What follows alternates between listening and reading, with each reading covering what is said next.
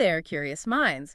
Have you ever found yourself caught in like a nagging thought you just can't shake? Hmm. Or maybe surprised by an overreaction that, leaves you immediately regretting it? Oh, definitely. You've tried to talk through it, maybe think positively, but it just seems to stick around. Yeah, those stubborn patterns. Well, today we're taking a deep dive into some really fascinating material. It offers a compelling explanation for these things and, more importantly, a surprising path forward. Mm-hmm. We're going to explore the idea that these stubborn mental and emotional loops aren't just in our heads, they're rooted in something, well, much deeper, our actual energy system. That's exactly right. For this deep dive, we're drawing from a powerful set of sources, primarily excerpts from The Energy of Belief by Mary T. Sise and Sheila Sidney Bender. Okay. And our mission today is really to unpack why traditional approaches often seem to fall short when it comes to these really ingrained patterns. Yeah. And how a unique set of practices, known broadly as energy psychology, offers a pathway to not just understand them, but to actually transform them at a really fundamental level. Wow. We'll look at some real-life stories, some groundbreaking research, too, to show you how your thoughts, your beliefs, even the words you use, Yeah. they literally are energy. Okay, let's unpack this then. We started by acknowledging those patterns, the ones that keep us stuck. Yeah. Our sources, they build on this shared experience and introduce this powerful metaphor right away. Walls. What exactly are these energetic walls, and how do they, literally keep us from what we want? Well, think of walls as these energetic blockages. They stop you from achieving your goals even when you have the best intentions. Mm-hmm. The sources explain they're not physical barriers, obviously, but forces created and maintained by your own energy. Often, they actually start as a way to protect yourself. Okay, like a defense mechanism. Exactly, maybe from a painful past experience. But over time, they can become, well, destructive and really limit your life. For instance, the sources mentioned Sally, a software designer. She kept hitting this "I am unsafe" wall during job interviews. Oh, wow. And this belief, it was rooted in a childhood humiliation. It made her clam up, despite having excellent credentials. Right, so the past is literally blocking her present. Precisely. Or there's Roman, the financier who struggled with what they called a closeness wall in relationships. He couldn't even pinpoint its origin. But what's really fascinating, and the sources make this clear, is that for energy psychology to work effectively, you don't always need to know exactly what caused the problem or when it began. Really? That seems counterintuitive. It does, but the focus is on correcting the energy disturbances themselves, right here, right now. So if these walls aren't physical, they're energetic, and they can be rooted in things like childhood stuff, does that mean we're essentially building our own energetic cages, even if they started as protection? In a way, yes. Mm-hmm. That's a good way to put it. And how does someone even begin to, identify or address these walls if they don't always need to know the exact origin? It makes you wonder about those frustrating patterns. Like road rage. Yeah, road rage like William in the book, or chronic physical symptoms like Joe, or even self-defeating behaviors like Teresa's addictive computer use. Right. Our sources frame all of those as restrictions in your mind-body energy flow. Yeah. It's about that flow being blocked. Mind-body energy flow. Okay. And to really grasp this, it helps to connect some dots between, let's say, ancient wisdom and modern science. Okay. For anyone familiar with Eastern traditions, the concept of a vital life energy, ki in China, prana in India, ki in Japan, it's foundational. Right, I've heard those terms. In these traditions, the mind, body, and spirit are seen as inseparable. And practices like acupuncture were developed specifically around influencing these energy flows directly. But the implications, Yeah. they don't stop there, right? Our sources talk about how this idea really took a dramatic turn in the West back in the early 1970s. That's right, yeah. It was catalyzed by a New York Times journalist, James Reston. He had an emergency appendectomy in Peking. And the surprising part. Acupuncture was used for his pain control. Yeah. Successfully. Wow. So real tangible proof. Exactly. Reston's firsthand account, him writing about the pain relief he got, it provided this undeniable, verifiable proof that this life energy wasn't just some mystical belief. It was practical, observable. Mm-hmm. And his report, amplified because Secretary of State Henry Kissinger and President Nixon visited China subsequently, Mm-hmm. it really cracked open the door for Western scientific interest in the human energy system, an interest that had been pretty much dormant for centuries. So it challenged the prevailing view. Oh, absolutely. This shift directly challenged a long-standing battle in Western medicine. You had the vitalists who believed in this life energy, Okay. and the mechanists who basically argued if we can't see it or measure it easily, it doesn't exist. And the mechanists were winning for a long time. For a very long time, yes. And this led to some pretty enduring myths about our own capabilities. One of the big ones was the belief that the brain, once it was formed, couldn't really develop much beyond age 16. Wow, 16. Yeah. Or that it couldn't regenerate after trauma. This led to some quite pessimistic views about human nature, even predicting self-destruction because of our supposed brain deficits. But the game has truly changed now. Completely. New research, including Nobel Prize-winning studies, has given us this incredible glimpse of the living brain. It revealed its astonishing neuroplasticity. Exactly. Your brain can generate and regenerate. It can rewire itself, create new pathways based on your thinking, your experiences. That's incredibly empowering. It is this groundbreaking understanding of a dynamic, adaptable brain. Yeah. It really opens the door to exploring the energy you in a more scientific context. Right. And while, traditionally it was seen through Eastern lenses like chakras and meridians, modern technology, even quantum physics, are now lending support to these thousands of years of ancient thought. So science is catching up. In a sense, yes. Psychologist Fred Gala, for example, he even uses Einstein's EMC to help people in the West conceptualize how energy and the physical self are intertwined. EMC pair. So energy and matter are interchangeable. Right. And the sources suggest that just as matter and energy are interchangeable fundamentally, so too are our seemingly intangible thoughts influencing our physical and emotional reality. It's not just a metaphor. Okay, I think I'm getting it. It's this energetic truth that energy psychology directly addresses. It aims to shift those underlying patterns at the energetic level. So energy psychology kind of emerged as this umbrella term. Exactly. For therapies that explicitly consider the energy of our words, our thoughts, our beliefs. Yes. It's almost like the CPR analogy in the source material. You first clear the airway, right? In energy psychology, you clear the energetic blockages in your mind-body energy system first. That's a great way to put it, because as the source says vividly, you cannot resolve a psychological problem when your mind-body energy system is blocked until that blockage is corrected. You've got to get the basic flow right. Get the flow right first. Okay. And a core concept here, really central, is the idea of thought fields. Thought fields. Okay, what are those? Well, imagine placing a magnet under a piece of paper and sprinkling iron filings on top. Right, they make a pattern. They arrange themselves in a distinct pattern, outlining the magnetic field. So similarly, our sources hypothesize that our thoughts are bound in these invisible, non-physical electromagnetic patterns. These are the thought fields. They energetically encode information, and they profoundly influence our behavior, our emotions, our experiences. The book describes them as an energetic bridge between thought, memory, and emotional experience that reaches beyond our conscious awareness. Wow. An energetic bridge beyond conscious awareness. That's huge. It is. In this understanding of thought fields, it really explains why common approaches, like just trying to think positively, often fall short. Exactly. Our sources explain why. Positive thinking is an energetic process, absolutely.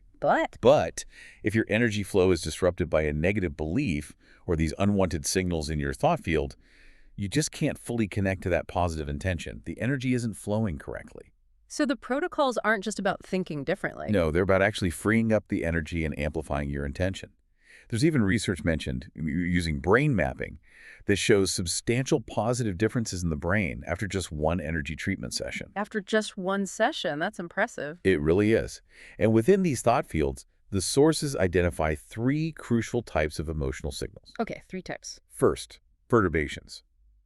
These are connected to unpleasant, disturbing feelings or trauma like rage, grief, shame. Right, the difficult stuff. Now, some negative emotions are vital, right? Yeah. Like fear in a dark parking lot. That's survival. But they become destructive when they persist beyond their usefulness, like an alarm clock that just keeps ringing all day long. Like Williams' road rage you mentioned. That serves no purpose after the event. Exactly. Second type, elators. Elators, okay. These are signals related to enjoyment and pleasure. They drive the excitement of living, that zest. The good stuff. The good stuff. But critically, they can also lead to destructive behaviors if they're unchecked or if you use them to escape difficult life circumstances. Ah, like Teresa's addictive computer use, using pleasure to avoid pain. Precisely. And the third type, harmonizers. Harmonizers. Sounds peaceful. They are.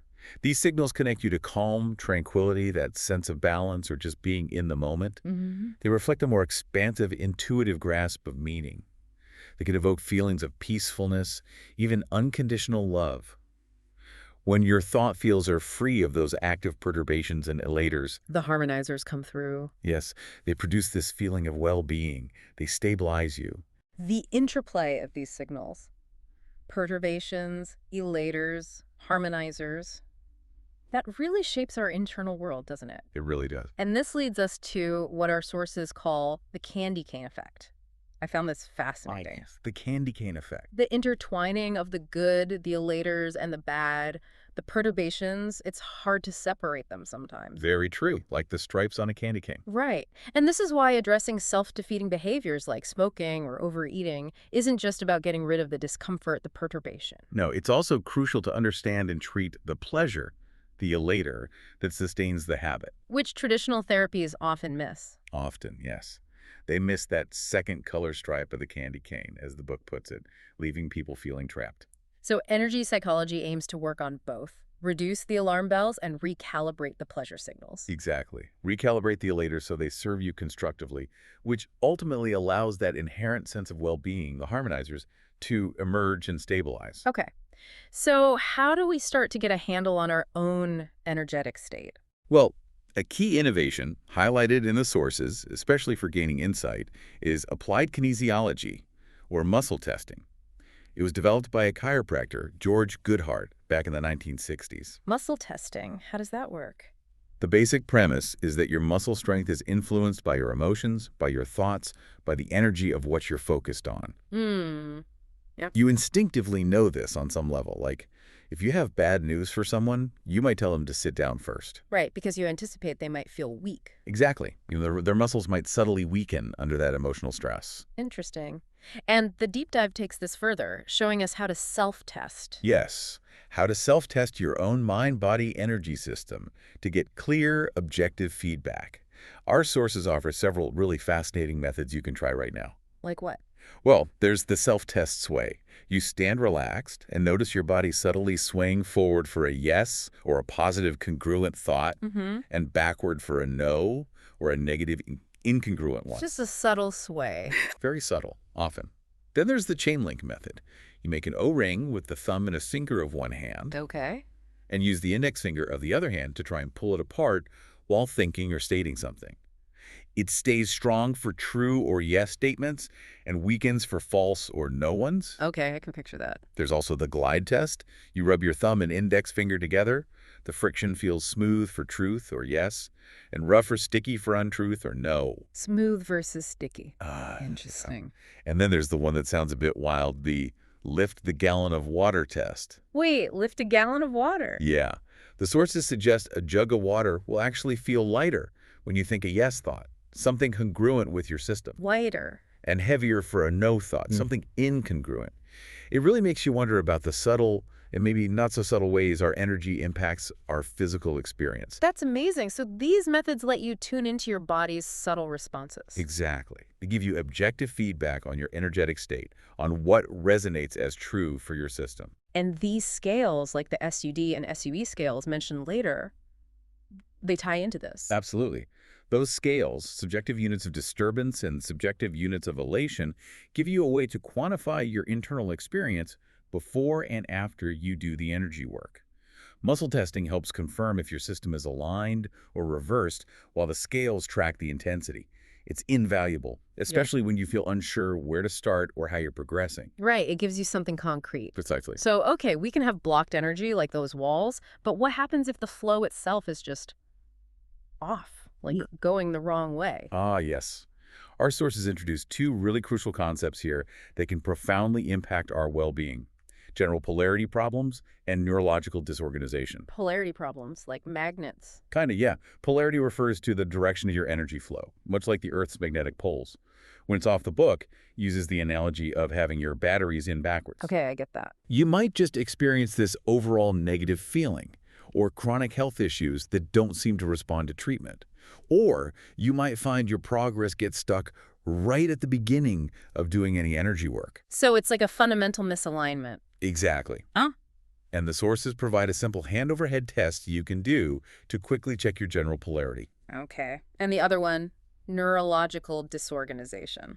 That sounds exactly how it feels, doesn't it? Yeah, foggy mind. Foggy, disorganized, maybe clumsy, forgetting why you walked into a room, getting words scrambled. Happens to me all the time. Me too. Yeah. Things like stress, lack of sleep, maybe even too much screen time can cause it. Uh-huh. But what's really insightful from the research mentioned, like Dr. Robert Blake's study, this disorganization can even happen when you're trying to learn something new and pushing your limit. Really? When you're learning? Yes.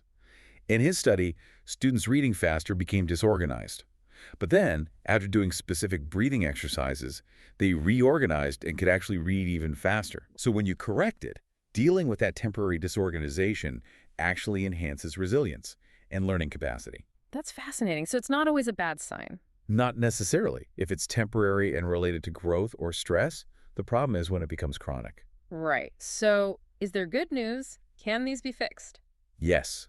The good news is that both polarity problems and neurological disorganization have specific, often quick correction techniques outlined in the sources. Like what kind of things? Some are really simple, like ensuring proper hydration, doing gentle neck massages. Others are a bit more involved, like the neurologic organizer treatments, which use specific breathing patterns and body positions. Okay. These exercises are designed to get your energy flowing optimally again. For chronic issues, though, consistency is key. Makes sense. The sources recommend daily practice for at least 30 days to really create a new, stable energy habit, like the example of Chen Mei. Oh, yeah, the jet lag. Exactly. She dramatically reduced her jet lag recovery time just by consistently treating her energy on those long flights. That's a very practical application. Okay, so here's another aha moment for me from the material. The really powerful, energetic influence of our beliefs. Huge, yes. Our sources explain that a correctly functioning energy system, it should test no or negative when you think about a problem, right? Like, do I want this problem? No. Correct. That's the expected, healthy response. Yeah. Your system recognizes it as undesirable. But what happens when it surprisingly tests yes to a problem? That's where psychological reversal comes in. It's a concept that was observed independently by two pioneers, Dr. Roger Callahan and Dr. John Diamond. Psychological reversal. Like, Okay. it's literally when your self-test is reversed. You test yes when you'd expect no, like when focusing on the problem itself. So, like, do I want this anxiety? Yes, which sounds crazy. Exactly. Or you test no when you'd expect yes, like when stating, I want to be over this problem. So the whole system is backward regarding that issue. Precisely. And this is a clear sign of a blocking belief at play. A belief that, as the sources say, blocks the natural healing energy force within and prevents effective therapeutic intervention. It's a fundamental hurdle you have to clear. And these blocking beliefs, they often start really young, maybe unconsciously. Very often, yes. Think back to Frank, the man who couldn't release his grief over his mother's death. Right. His self-test revealed this subconscious belief, I am loyal to my sadness. Wow. Loyal to sadness. He felt on some deep level that if he let go of the sadness, he'd lose his connection to her. That's powerful. Or Monica, who believed, I will lose myself if I give up this problem. A belief that formed before she was even 5 years old because of her parents' constant fighting.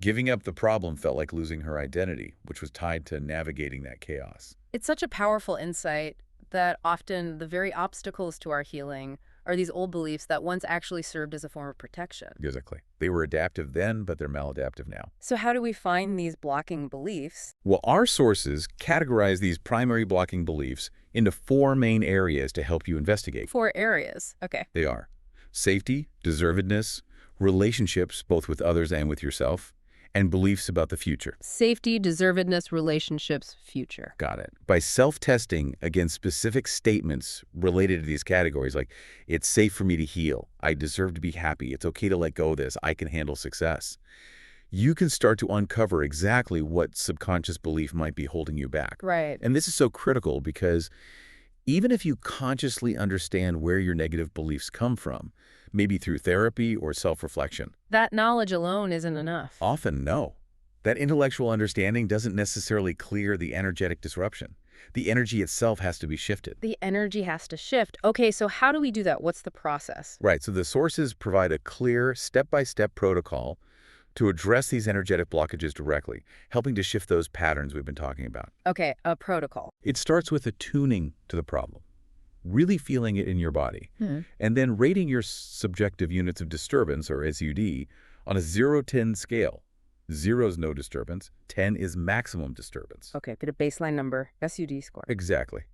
And also your subjective units of elation or enjoyment, the SUE scale, if there's a pleasure component, like with Teresa's computer use, how much enjoyment are you getting from the problem behavior? Right, the candy cane effect again. So SUD for the pain, SUE for the pleasure. Correct. These scales are like your personal barometer, giving you a way to track your progress subjectively but clearly. Okay, so you tune in, you get your numbers, then what? Then you move into the active steps, designed to really engage your energy system. First up, affirmations. Affirmations, okay. You gently rub specific points called neurolymphatic reflex, or NLR points. These are believed to be linked to the body's lymphatic system and energy flow, Okay. often used to activate the body's natural healing responses. While rubbing these points, you state an affirmation like, I accept myself even though I have this problem. Acceptance first. Yes, and the authors really emphasize doing this with genuine compassion for yourself. Not judging the problem, just accepting its presence for now. That seems important. Compassion. Very. Next step.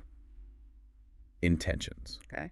Here, you activate a specific meridian point, often on the side of your hand, sometimes called the karate chop point. Uh-huh. While activating that point, you state a clear intention for change. Something like, I am ready to release this fear, or I am choosing to let go of this anger, its roots, its origins, and all that it means and does to me. So you're consciously directing your energy towards release. Exactly. Setting a clear direction. Then comes the meridian activation itself. This is the tapping part. It can be tapping or touching or rubbing. No. You mindfully contact about 14 specific meridian points on the body, face, upper body, hands. Okay. And while you're doing that, you keep focusing on the problem, the feeling, the thought, and you just breathe. This mindful tapping isn't about hitting hard. It's a gentle, intentional connection. Like acupuncture without needles. Kind of, yeah. You're stimulating these ancient energy pathways, helping to release the stuck energy associated with that specific problem you're focused on. Right. And finally, there's the brain integration sequence. Brain integration. What's that involve? It involves a specific series of eye movements, looking hard down right, hard down left, circling your eyes one way, then the other. And also humming a simple tune, then counting, then humming again. Eye movements and humming. Why? It's designed to exercise and activate the various parts of your brain, according to the sources. It helps integrate the effects of the meridian stimulation, sort of locking in the changes and bringing the whole system into better balance. Okay, so it sounds like a comprehensive sequence. Affirmation, intention, meridian activation, brain integration. Yes, that's the core sequence. And you repeat it. You go through those steps, maybe focusing on different aspects of the problem. And you keep checking your numbers, the SED and SUE. Exactly. You recheck your SUD and SUE levels. Ideally, they start coming down. If your score gets stuck, though, that's usually a signal. It might mean there's an underlying blocking belief you haven't addressed yet, or maybe what the sources call unknown blocking beliefs. So you might need to address the psychological reversal we talked about. Precisely. You might need to use specific affirmations and intentions targeted at those blocking beliefs, sometimes adding the word completely to signal a deeper level of release, like, I completely accept myself. Okay. And as the source material beautifully states, the goal isn't amnesia. You can still remember past incidents. Right. But the emotional impact will be different and the memory will be far less distressing. You can remember the event without reliving it emotionally. Remembering without reliving, that's the key. Neutralizing the energetic charge. That's it, exactly. So one of the most empowering applications of this work mentioned towards the end is for future performance. Yes, this is really exciting. This isn't just wishful thinking, is it? It's using these energy strategies to literally rewire your brain and your energy field for success. That's the idea. And to overcome those deeply ingrained bad habits, too. How does that work? It involves a process called imagining future performance. You vividly visualize yourself successfully doing the desired behavior or achieving a specific goal. Okay, visualization. But it's visualization combined with the energy techniques. And the sources introduce another scale here, the subjective units of future imagining, or SUFI scale. SSAI. Okay, 0 to 10 again. Yep. 0 means you absolutely cannot imagine succeeding, can't even picture it. 10 means you feel completely certain of success, you can see and feel it clearly. So it measures your belief in the possibility. Your energetic alignment with that future success? Yes. Take Casey, for example, from the book. She was fresh out of rehab for alcohol abuse, which was rooted in childhood molestation. Okay, a tough situation. Very. She used these techniques, the tapping, the affirmations, the intention setting, while imagining herself at a party holding a diet soda instead of alcohol, or imagining walking past her old favorite bar on her way to the gym instead. Right, rehearsing the new behavior energetically. Exactly. And she told the authors that doing this made it much easier to actually do this new behavior when she was faced with the real situation. The energetic rehearsal paved the way. That makes so much sense. Or Angela. High-powered job, but this deep-seated fear of male bosses because of a violent childhood. Mm-hmm. She used the future performance techniques to imagine herself feeling calm and composed in an upcoming all-male promotion interview. She started with a SEV of just 1 point. She could barely imagine it. Wow, really low. Yeah. But through doing the energy treatment focused on that future event, she got her SEFI up to a 7. Yeah. She got the promotion. And she reported being calm enough during the interview, even when her old boss, who was on the panel, raised his voice. The preparation worked. That's incredible. What's really striking to me is how helpful these techniques can be even for trauma survivors who maybe aren't ready to dive deep into the past pain just yet. Absolutely. That's a key point. They can focus on achieving success now in the present, building that sense of empowerment and safety. Right. Which can then maybe later give them the resources and resilience to address the deeper memories when they feel ready. It's about consciously creating new patterns in your energetic field, isn't it? Making that new desired image stronger than the old limiting one. You got it. It ties back to that neuroplasticity, literally rewiring your brain and energy system for a different outcome. You know, just thinking about past habits or fears, it's so easy to feel stuck, like this is just how I am. But this offers a real, tangible blueprint for change. It really does. This deep dive, I think, reveals such a profound truth. Our thoughts, our beliefs, even our words, they're not just fleeting things. They are powerful forms of energy that actively shape our reality. Yeah. And the possibility of transforming these deeply ingrained negative patterns, whether they come from personal trauma or difficult childhood experiences, or even, as the book suggests, transgenerational influences. It's not just theoretical. No, it feels very practical based on these techniques. It's supported by practical application and, a growing body of research. So by understanding these concepts like the walls, the thought fields, those perturbations and elaters, and realizing the incredible plasticity of our own brain and energy system, we gain actual tools, tangible tools to reclaim some control over our inner landscape. Absolutely. The practices we talk about today, from the self-testing, listening to your body's wisdom, Right. to meticulously clearing those energetic blockages with intention, with breath, with mindful action, it offers a clear path, not just to heal from the past, but to actively create the life you truly want right now. Create the life you want. Yeah. And as Mary Sise shared in the source material, something really beautiful happens when people engage in this work. They often become more peaceful and loving. They feel more expansive, loving, and generous towards others. It's like freeing up that energy allows your better nature to shine through. That makes sense. It's about recognizing, as she says, that you are no longer victims of our painful experiences and beliefs. We are now able to neutralize them so that we are not always triggered into the past. Neutralize them. Not erase, but neutralize. That's the key distinction. So what does this all mean for you listening right now? I think it means you have this incredible, maybe untapped capacity within you to transform. Definitely. Don't let those fears or the old triggers or those long-held negative beliefs just run the show. You have agency. You do. Focus your energy, state your intention clearly, work on releasing those blocking beliefs, and you really are on your way. So maybe the question is, what new belief are you ready to wholeheartedly embrace and bring into your reality today? That's a great question to sit with. And just taking it one step further, if enough of us actually commit to doing this kind of inner work, fostering that inner peace within ourselves, just imagine the collective impact. As our sources provocatively suggest at the very end, world peace begins with inner peace. Wow. So definitely a powerful thought to mull over, isn't it? It really is.